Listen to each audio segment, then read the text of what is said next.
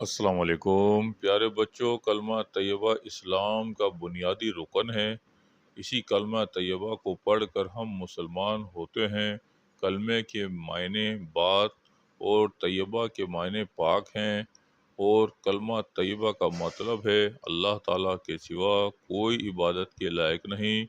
حضرت محمد صلی اللہ علیہ وسلم اللہ کے رسول ہیں۔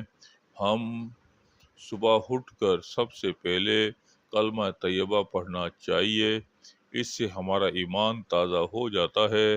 ہم کلمہ طیبہ پڑھ کر توحید و رسالت کا اقرار کرتے ہیں۔